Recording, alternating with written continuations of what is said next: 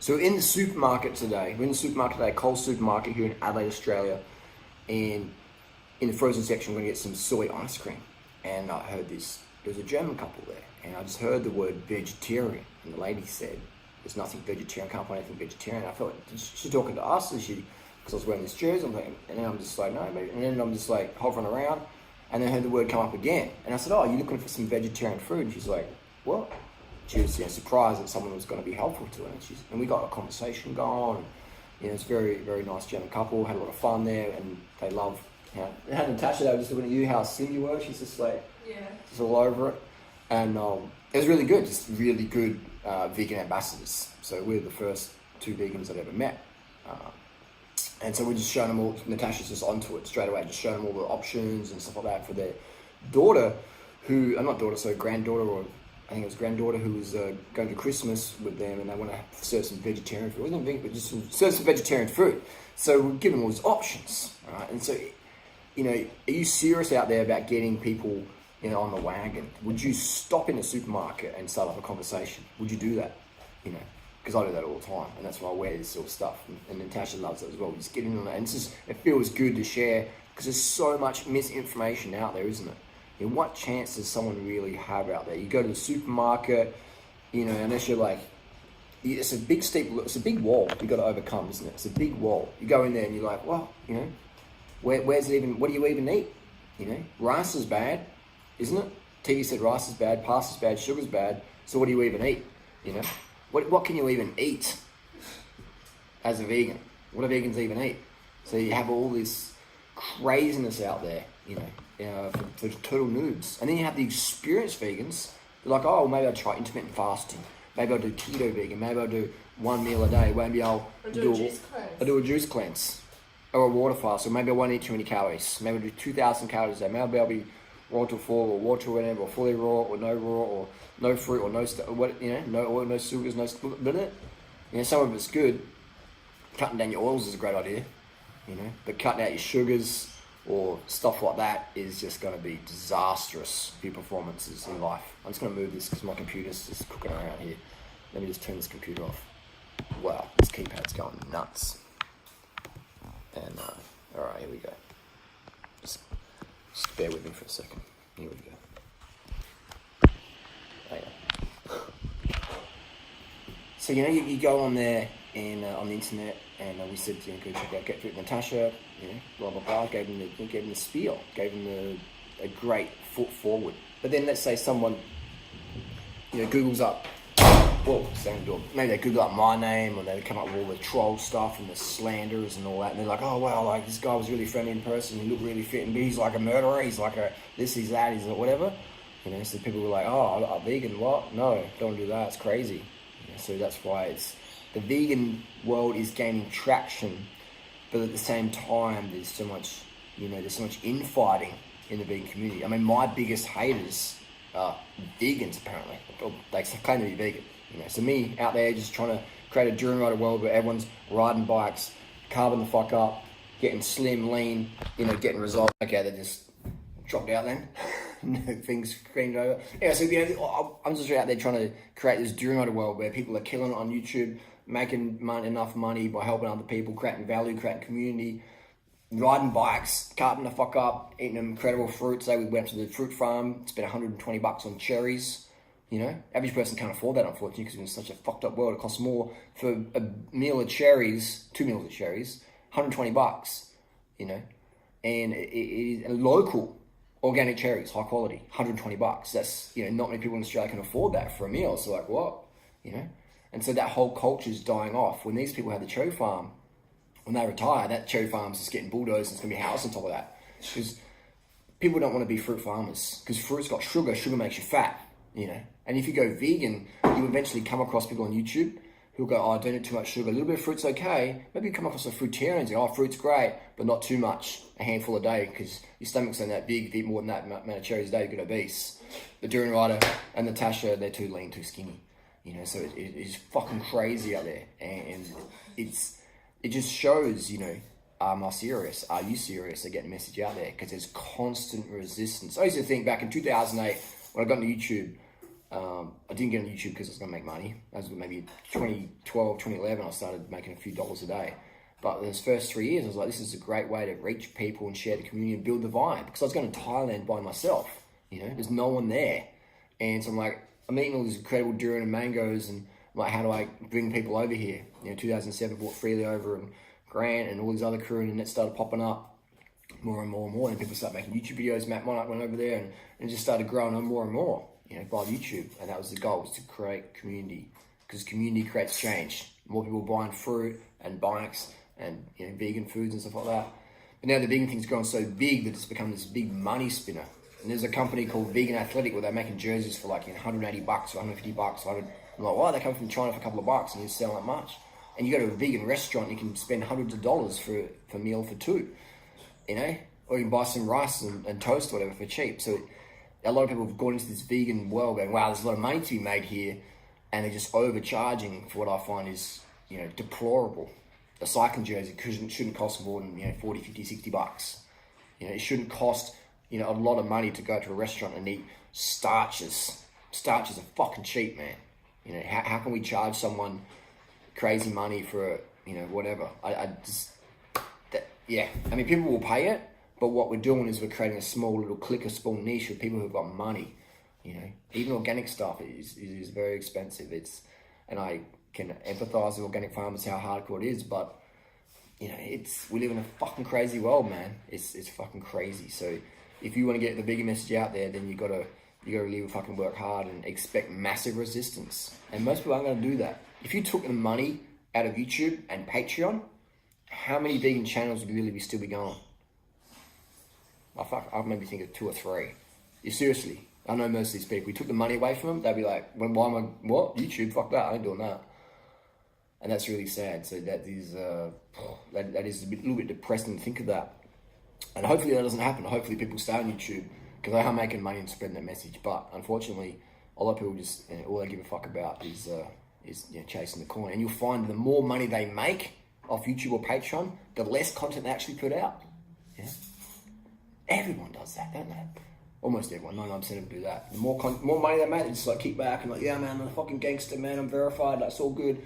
You know, make a couple of videos a month or a week or whatever, making big money. If you're gonna make big money, fine, great, but fucking create incredible value, create big change. Don't just sit back and just go, yeah, that is deplorable as fuck. But that is, you know, that's what, I mean, I've been a big part of that, just by highlighting the lifestyle. Like these narcs or leeches, moochers come on in and go, yeah, I want that. But they're not really prepared to really push the community up. It's more about making a bigger slice of their pie. Anyway, digressing there. And you're going to get, you know, mad resistance out there. So people are going to go vegan and they're going to come across, you know, McDougall, after watching my stuff, other people's stuff, and then McDougall will be like, oh, the sugar's good, but don't too much sugar, rice diet's great, but don't too much rice, and then it's just like, what? And there's all this confusion. They're like, oh, but Durianriders only lean, and Natasha's only lean because they do a lot of training. So this year I took basically off, killed my fitness levels right down. I did like an 1850 5K a few weeks ago. 1850 for me, that's like marathon pace for 5K. That's how slow I was, you know. I was even going up Norton Summit in like 15, 16 minutes. That's terrible for me. I'm grateful for it, but I'm just saying I killed my fitness this year to show people how, you know, I'm not going to get fat by not exercising. I'll lose fitness by not exercising, but I'm not going to get fat because I keep my fat intake low. So there's so many things I can do to try and prove it to some people out there. They're just like, you know, what do we call these people? NPC, non-player characters. Google that up, NPC. Interesting stuff. But, you know, it's my little rant and rave. It is crazy out there, man. This whole low carb shit going on, and even the vegans, it's like people go, I was vegan for a few years, now I'm not, because they're doing like fucking keto shit, like veggie police guy, just selling out mad, getting the Patreon money, living up in Thailand. Hey guys, and people like that, I don't hate any of them. I'm just saying they're not, I know them all in real life. 98% of them in real life I know them, and they're just social climbers. They give a fuck about their fans. They just put on like, hey guys, it's all good, showing some jump cuts, make a few jokes, I'm a really nice guy, donate to my Patreon, it's all good. But if you see them on the street, they're just like, see you bro, whatevs, you know, whatevs. Unless you've got a social media following, like, hey man, let's catch up, let's do a collab, we're buddies man, yo.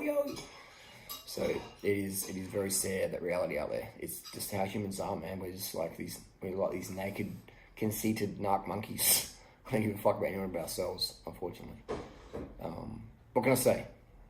Yeah, that's a crazy world out there. This is my reality. It might sound dark and depressing, but every day I wake up and I'm like, how can I veganize my little world around me? If I see a bit of plastic when I'm out, or I see all those little drink things, I'll break it open. If I see a scorpion on the side of the road, I'll help it across the road. Just do little things you can do. Pick up a bit of recycling or whatever. Those little things add up. And the best thing you can do, though, if you want to really make change, is be an awesome vegan. Be out there, be representing, fly the flag. Print up some cheap stuff, fly the flag, and be ambassadors out there. And otherwise, man, it's like this world is just going. It's going fucking downhill real fast. And I'm fucking so lucky that I don't have kids. Can you imagine in 20 years' time? It's fucking crazy. The vegan world is bigger than ever before. And the keto, the carnivore, anti-vegan, low-carb shit is bigger than ever before as well. There's a massive gap. And so people can see which is which. But in this vegan world over here, there's this all this pernicious fucking anemic shit going on where like, carbs are bad, don't eat sugar, whole foods. And so people are restricting their vegan diet. And when you restrict your vegan diet down to a fucking piece of fruit, piece of pumpkin, potatoes, you can't eat any sugar or sauces, then you're not going to be vegan very long at fucking all. Or if you're just going to be raw food diet, unless you're a bit crazy, maybe you can do it like me. But otherwise, most people are just going to go, so I need fucking calories, I'm fucking hungry, give me whatever.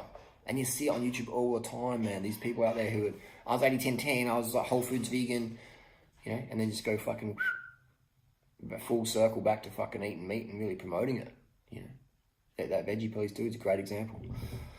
So, there's almost like a hypochondria with food or eating disorders or disorder eating where people just like eliminate their foods down to fucking...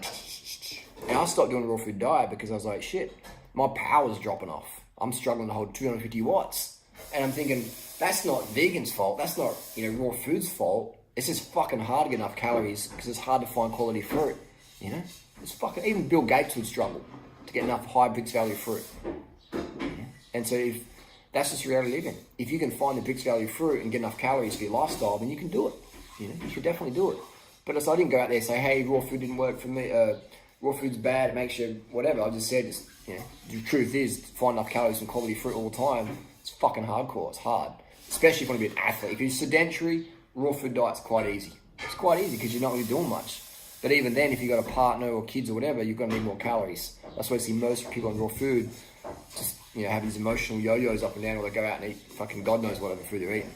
Most of them don't eat vegan food and go to binge. They eat some nasty shit just to calorie up. So I didn't go out there and say, vegan's bad or whatever. I understood that I wasn't getting enough glycogen recovery every day because it's just hard to find enough fresh fruit, quality fruit. Dates and stuff were great, but there's so much dates you can eat before you start getting a bit nauseous as an athlete. And so there's like, add some starches in there and sugars, and then it's like, boom, it's a win, Starches, sugars, fruits, always got enough calories all the time. Easy to do.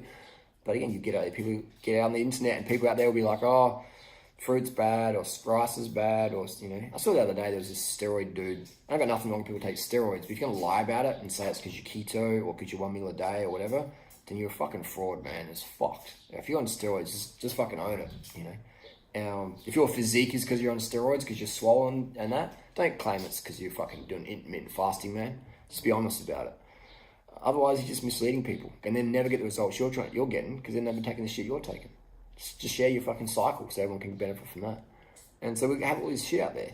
All these people out there just crazy and all this fucking confusion more and more. And I read the comments and I'm just like, do you believe this motherfucker? He's lying to you straight up, swole, jacked on steroids, claiming it's because he doesn't eat as much anymore, Burn fat, grow muscle by eating less.